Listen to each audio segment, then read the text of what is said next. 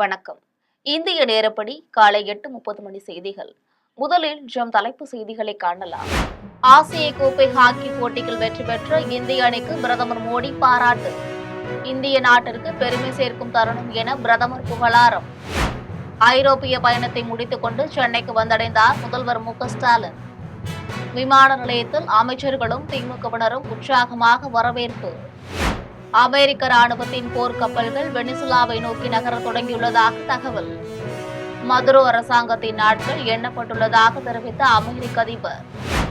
அமெரிக்க open tennis போட்டியில் champion பட்டம் வென்றார் அல்காரஸ். 14 முறை நேருக்கு நேர் மோதியிருந்த நிலையில் அல்காரஸ் 9-5 என்ற கணக்கில் முன்னிலை. இனி விரிவான செய்திகளை காணலாம். ஆசிய கோப்பை ஹாக்கி போட்டியில் வென்ற இந்திய அணிக்கு பிரதமர் நரேந்திர மோடி பாராட்டு தெரிவித்தார். 12வது ஆசிய கோப்பை ஹாக்கி போட்டி பீகார் மாநிலம் ராஜ்கிர் நகரில் நடைபெற்றது. இப்போட்டியின் முடிவில் இந்திய அணி 4-1 என்ற கோல் கணக்கில் 5 முறை சாம்பியனான தென்கொரியாவுக்கு அதிர்ச்சி அளித்து சாம்பியன் பட்டத்தை வென்றது. இந்நிலையில் சாம்பியன் பட்டம் வென்ற இந்திய அணிக்கு பிரதமர் மோடி வாழ்த்துக்களை தெரிவித்துள்ளார். மேலும் ஆசிய கோப்பை ஹாக்கி போட்டியில் சாம்பியன் பட்டம் வென்றது இந்திய நாட்டிற்கு பெருமை சேர்க்கும் தருணம் என பிரதமர் மோடி கூறினார். தமிழக முதலமைச்சர் மு.க.ஸ்டாலின் ஐரோப்பிய பயணத்தை முடித்துக் கொண்டு சென்னைக்கு வந்தடைந்தார். தமிழக முதலமைச்சர் மு.க.ஸ்டாலின் கடந்த மாதம் 30ஆம் தேதி சென்னையிலிருந்து ஐரோப்பிய நாடான ஜெர்மனிக்கு புறப்பட்டு தமிழ்நாட்டில் தொழில் தொடங்க முதலீட்டாளர்களை சந்தித்துள்ளார். அதன் பின்னர் அவர் ஜெர்மனி பயணத்தை முடித்துக் கொண்டு லண்டன் சென்று அந்நாட்டு மந்திரியையும் நாடாளுமன்ற துணை செயலாளருமான கேத்தரின் வெஸ்டரை சந்தித்துள்ளார். அதனைத் தொடர்ந்து பல்வேறு துறைகளில் தமிழ்நாடும் இங்கிலாந்தும் இணைந்து பணியாற்றுவது குறித்து ஆலோசனை நடத்தினார். இதையடுத்து லண்டன் ஆக்ஸ்போர்ட் பல்கலைக்கழகத்தில் பெரியாரின் உருவப்படத்தை திறந்து வைத்தார். இதுபோன்ற பல்வேறு நிகழ்ச்சிகளில் கலந்து கொண்டார். அதன் பின்னர் மு.க.ஸ்டாலின் ஐரோப்பிய பயணத்தை முடித்துக் கொண்டு லண்டனிலிருந்து சென்னைக்கு புறப்பட்டு இன்று காலை சென்னை விமான நிலையத்திற்கு வந்தடைந்துள்ளார். இதையடுத்து சென்னை விமான நிலையத்தில் முதலமைச்சர் மு.க.ஸ்டாலினுக்கு அமைச்சர்களும் அரசு அதிகாரிகளும் திமுகவினரும் உற்சாகமாக வரவேற்பளித்தனர். அமெரிக்க ராணுவத்தின் போர்க்கப்பல்கள் வெனிசுலாவை நோக்கி நகர தொடங்கியுள்ளதாக தகவல்கள் வெளியாகியுள்ளது. அமெரிக்கா தன்னுடைய ராணுவ படைகளை வெனிசுலாவை குறிவைத்து பெரிய அளவில் நகர்த்தி வருகிறது. அமெரிக்க ராணுவம் அதிநவீன போர்க்கப்பல்கள், நீர்மூழ்கி கப்பல்கள் மற்றும் F-35 போர் விமானங்களை வெனிசுலாவை நோக்கி நகர்த்தி வருவதாக தகவல்கள் வெளியாகியுள்ளது. வெனிசுலாவிலிருந்து போதைப் பொருள் கும்பல்கள் அமெரிக்காவிற்குள் நுழைவதை தடுக்க ட்ரம்ப் நிர்வாகம் முயற்சி மேற்கொண்டனர். இதனால் வெனிசுலா எந்த நேரத்திலும் தாக்கப்படலாம் என்ற நிலை உருவாகியுள்ளது. இதனைத் தொடர்ந்து வெனிசுலா அதிபர் நிக்கோலஸ் மதுரோவுக்கு இந்த போதைப் பொருள் மாஃபியாவுடன் நேரடி தொடர்பு இருப்பதாக அமெரிக்க அதிபர் டொனால்ட் ட்ரம்ப் குற்றம் சாட்டியுள்ளார். மேலும் மதுரோவின் இருப்பிடம் குறித்து தகவல் அளிப்பவர்களுக்கு $50 மில்லியன் வெகுமதியையும் ட்ரம்ப் அறிவித்திருந்தார். இதனையடுத்து மதுரோ அரசாங்கத்தின் நாட்கள் எண்ணப்பட்டுள்ளதாகவும் அமெரிக்க அதிபர் ட்ரம்ப் தன்னுடைய சமூக வலைதள பக்கத்தில் தெரிவித்துள்ளார். அமெரிக்க ஓபன் டென்னிஸ் போட்டியில் அல்காரஸ் சாம்பியன் பட்டம் வென்றார். நியூயார்க் நகரில் நடைபெற்ற அமெரிக்க ஓபன் டென்னிஸ் தொடரின் ஒற்றையர் பிரிவின் இறுதிப் போட்டியில் நடப்பு சாம்பியன் ஜானிக் சின்னரும் கார்லஸ் அல்காரஸுடனும் மோதினர். இந்த இறுதிப் போட்டியில் 6-2, 6-3, 6-1, 6-4 என்ற புள்ளி கணக்கில் ஜானிக் சின்னரை வீழ்த்தி கார்லஸ் அல்காரஸ் சாம்பியன் பட்டம் வென்றார். இதில் அல்காரஸுக்கு 43 கோடி 50 லட்சம் ரூபாயும், ஜானிக் சின்னருக்கு 21 கோடி 75 லட்சம் ரூபாயும் பரிசாக வழங்கினர். பின்னர் இருவரும் 14 முறை நேருக்கு நேர் மோதியிருந்த நிலையில் அல்காரஸ் 9-5 என்ற கணக்கில் முன்னிலை வகித்து வருகிறார். மதுரையில் பாஜக மாநில தலைவர் நைனா நாகேந்திரன் செய்தியாளர்களை சந்தித்து பேட்டியளித்துள்ளார். மதுரையில் பாஜக மாநில தலைவர் நைனா நாகேந்திரன் செய்தியாளர்களை சந்தித்தார். அப்போது பேசிய அவர், இதில் திமுக ஆட்சி வரக்கூடாது என ஒருமித்த கருத்து உள்ளவர்கள் ஒன்றாக சேர்ந்தால் அவர்களுடைய லட்சியங்கள் நிறைவேறும் சூழ்நிலை காரணமாக வெளியேறிவிட்டால் அதற்கு நான் பொறுப்பாக மாட்டேன் என்று கூறியுள்ளார். டிடிவி சார் எங்களோடு இருக்கிறார் என, பாராளுமன்றத்தில் எங்களோடு கூட்டணியில் இருக்கிறார் என்றும், அவர்கள் நேரடியாக பேச தயாராக இருக்கிறேன் என்றும் தெரிவித்தார். மேலும் தமிழகத்தில் சட்ட ஒழுங்கு கிடையாது என்றும், காவல்துறை தலைமை இயக்குநரகத்திலேயே ஆளை அடிக்கிறார்கள் என்றும் தெரிவித்தார். இதனையடுத்து யாருடைய பின்னாலும் பாஜக இல்லை என்றும் கூறினார். திருமாவளவன் கூட என்ன சொல்றாருன்னா, அந்த செங்கோட்டையின் பின்னாடி பாஜக தலைமை தான் இயக்குறாங்க. நான் சொல்லிடுறேன், பிரச்சனை அப்படி கிளப்பிட்டே இருக்காங்க. உறுதியா சொல்றேன், யாருடைய பின்னாடியும் தமிழக பாரதிய ஜனதா கட்சி, அகில இந்திய பாரதிய ஜனதா கட்சி உறுதியா கிடையாது. உங்களுக்கு தெளிவா சொல்றேன். இனிமேல் இந்த கேள்வியை திருப்பி திருப்பி நீங்க எங்கேயுமே கேட்க வேண்டிய அவசியம் இல்லை. குறிப்பா உங்க 10 பேர் முக்கிய நிர்வாகிகளை டெல்லி கூப்பிட்டிருந்தாங்க, அண்ணாமலை கலந்துக்கல அப்படின்னு பேசினாங்க. அதுக்கு வந்து அவர் ஒரு அதிருப்தியில இருக்கிறதா காரணம், விரைவில் அவர் தனி கட்சி எல்லாம் எழுதுறாங்க. சரி, அவங்களே திரு அண்ணாமலை அவர்களே என்ன பேட்டி கொடுத்தாங்க?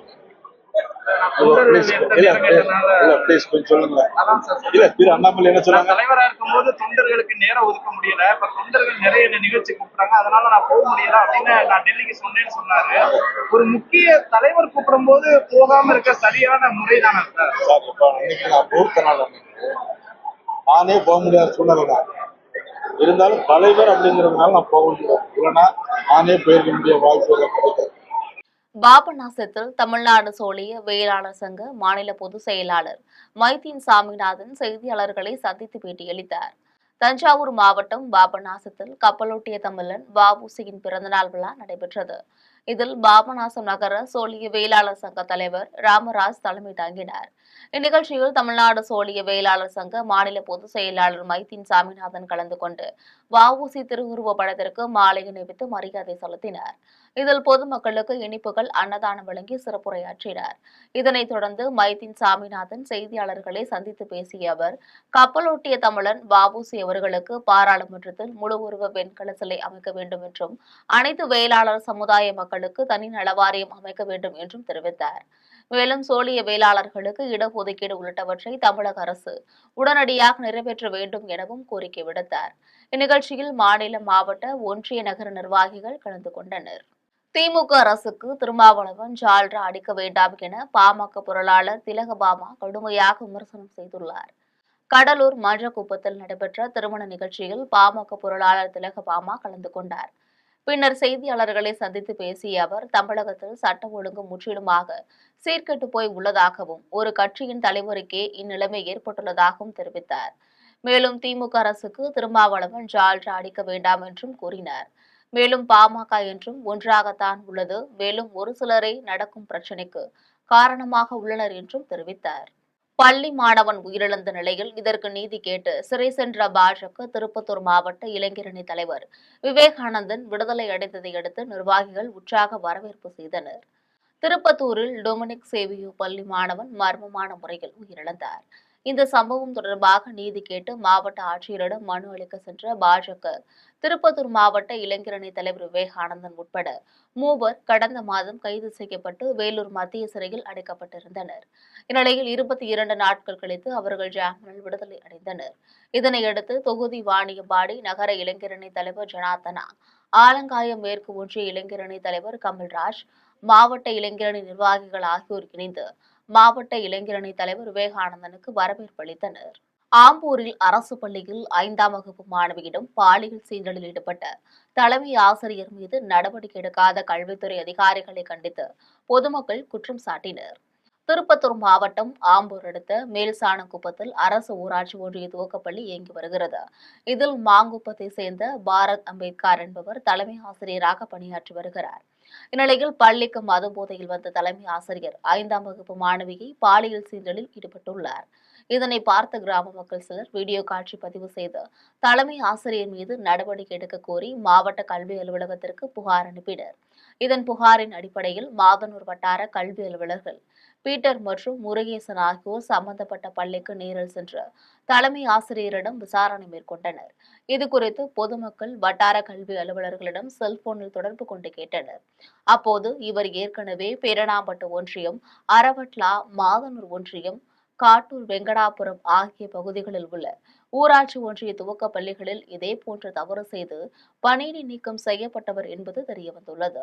மேலும் அவர் மீது துறை ரீதியான நடவடிக்கை எடுக்க மாவட்ட கல்வி அலுவலரிடம் பரிந்துரை செய்யப்பட்டுள்ளதாக கூறி சம்பந்தப்பட்ட தலைமை ஆசிரியரை விடுப்பில் செல்லுமாறு வட்டார கல்வித்துறை அதிகாரிகள் அலட்சியம் காட்டி வருவதாக அப்பகுதி மக்கள் குற்றம் சாட்டியுள்ளனர்.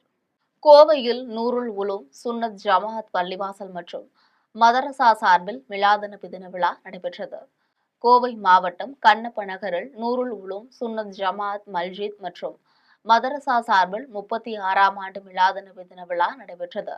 இதில் நபிகள் நாயகம் குறித்த வரலாறு மற்றும் இஸ்லாம் சமயத்தின் சிறப்புகள் குறித்து இஸ்லாமிய அறிஞர்கள் சொற்பொழிவு ஆற்றினர். இதனைத் தொடர்ந்து இஸ்லாம் மார்க்க கல்வி குறித்து மாணவ மாணவிகளுக்கு போட்டித் தேர்வுகள் நடைபெற்றன. இந்நிலையில் தேர்வுகளில் வெற்றி பெற்ற மாணவர்களுக்கு பரிசுகள் வழங்கும் விழா மதரசா முன்பாக நடைபெற்றது. இதில் நூருல் உலும் சுன்னத் ஜமா தலைவர் முகமது அலி ஜின்னா தலைமை தாங்கினார். இந்நிகழ்ச்சியில் சிறப்பு விருந்தினராக கோவை பாராளுமன்ற உறுப்பினர் கணபதி, ராஜ்குமார், மாநகராட்சி மேயர் ரங்கநாயகி, மாமன்ற உறுப்பினர்கள் அலிமா, ராஜா, உசைன், அகமது கபீர் ஆகியோர் கலந்து கொண்டனர். மேலும் தலைமை விருந்தினராக கோவை மாவட்ட தமிழக அரசு காஜி அப்துல் ரஹீம் இம்தாதி கலந்து கொண்டார்.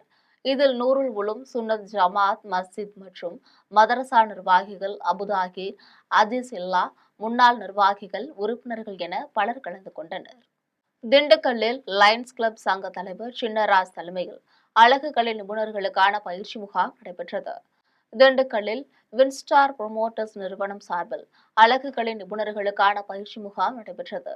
இம்முகாமிற்கு லயன்ஸ் கிளப் சங்க தலைவர் சின்னராஜ் தலைமை தாங்கினார். வழக்கறிஞர் குப்புசாமி முன்னிலை வைத்தார். சிறப்பு அழைப்பாளராக ஆடிட்டர் ரவீந்திரன், ஹரிஷ்வரதன், விக்னேஷ் ஆகியோர் கலந்து கொண்டு அழகு கலை நிபுணர்களுக்கு சான்றிதழ்கள் வழங்கினர். முகாமிற்கான ஏற்பாடுகளை வின்ஸ்டார் புரமோட்டர்ஸ் இயக்குநர் தனபால் மற்றும் நிர்வாகிகள் செய்திருந்தனர்.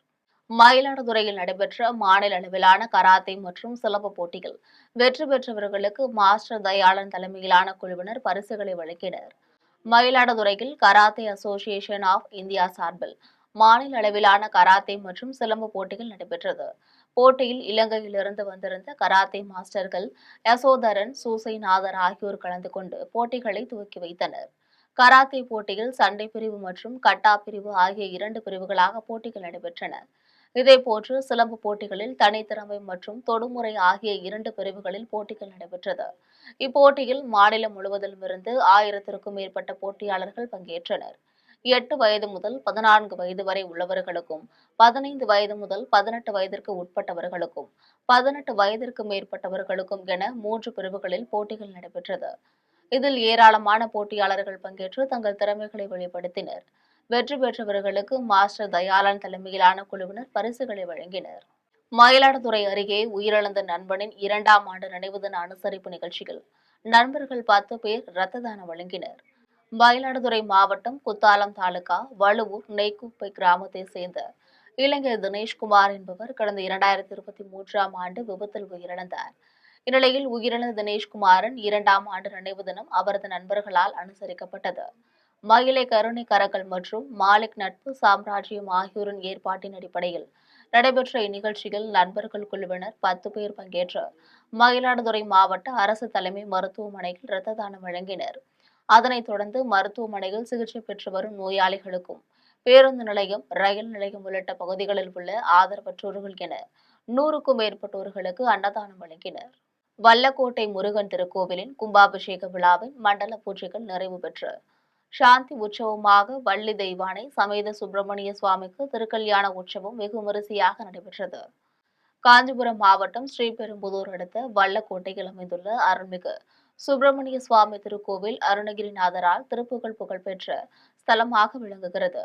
மேலும் புராண காலத்தில் தேவர்களின் தலைவனாகிய இந்திரன் வல்லக்கோட்டைக்கு வந்து முருகப்பெருமானை பூசித்து இந்திராணியை திருமணம் செய்து கொண்டான் என்றும், இஸ்வாகு குலத்து அரசன் பகீரதன் என்பவன் ஆணவத்தால் அரசாட்சியை இழந்த பின்னர் துர்வாச முனிவரின் வழிகாட்டுதலின்படி வல்லக்கோட்டைக்கு வந்து முருகனை நோக்கி தவம் செய்து அருள் பெற்று இழந்த அரசாட்சியை மீண்டும் பெற்றான் என்பதும் கோவிலின் வரலாறாக உள்ளது. இச்சிறப்புமிக்க சுப்பிரமணிய சுவாமி திருக்கோவிலில் முருகப்பெருமானை 6 வாரங்கள் பூஜிப்பவர்களுக்கு விரைவில் திருமணம் நடைபெறும் என்பது ஐதீகமாக உள்ளது. இந்நிலையில் வல்லக்கோட்டை சுப்பிரமணிய சுவாமி திருக்கோவில் ரூபாய் 1,50,00,000 மதிப்பீட்டில் திருப்பணிகள் மேற்கொள்ளப்பட்டு கடந்த ஜூலை மாதம் 7ஆம் தேதியன்று கும்பாபிஷேக விழா சிறப்பாக நடைபெற்றது. இதனையடுத்து கும்பாபிஷேகத்தின் மண்டல பூஜைகள் முடிந்து சாந்தி உற்சவமாக வள்ளி தெய்வானை சமேத சுப்பிரமணிய சுவாமிக்கு திருக்கல்யாண உற்சவம் ஞாயிறன்று நடைபெற்றது. திருக்கல்யாணத்தை திருக்கோவிலின் தலைமை அர்ச்சகர் சந்திரசேகர குருக்கள் நடத்தி வைத்தார்.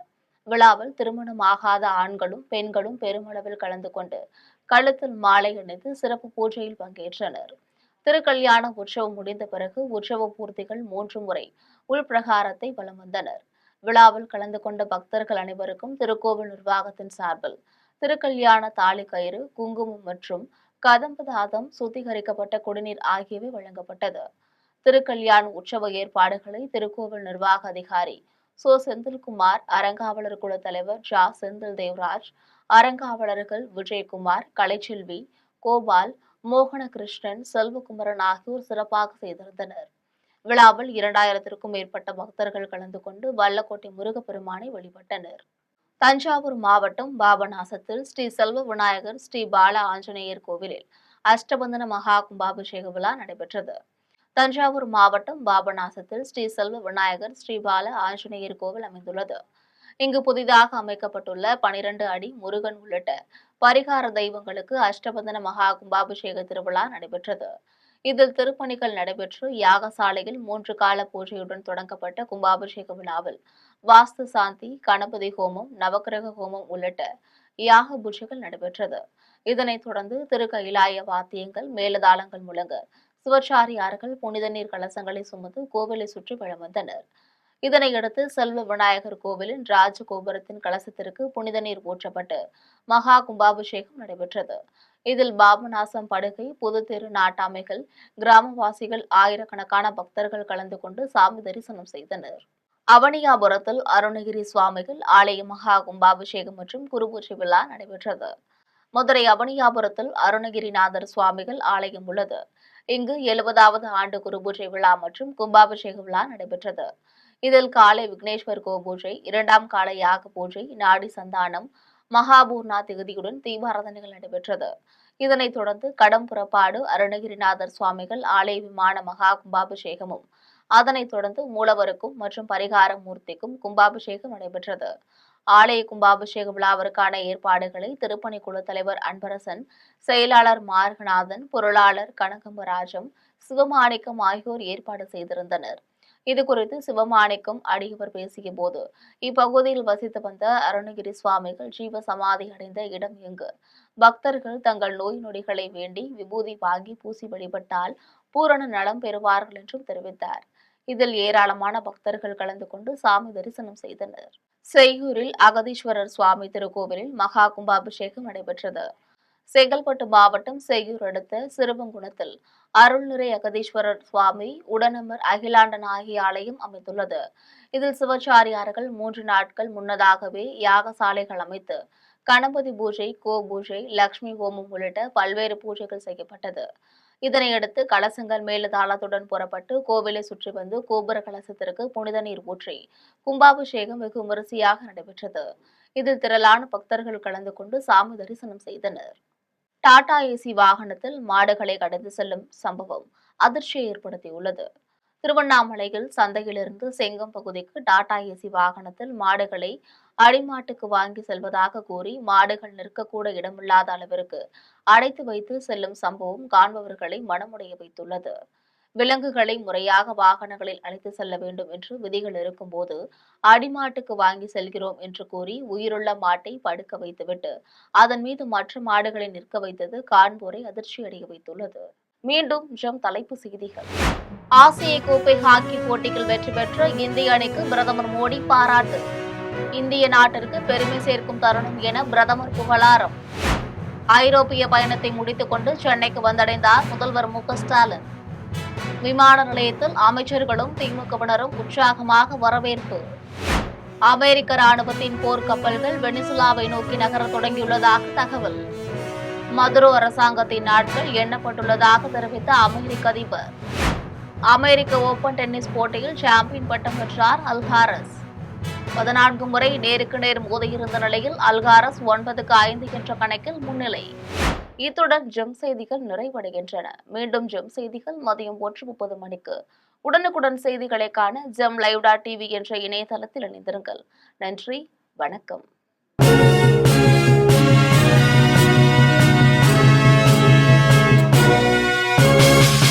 உடனுக்குடன் அப்டேட் தெரிந்து கொள்ள ஜெம் டிவி தமிழ் ஆப்பை இன்ஸ்டால் செய்யவும்.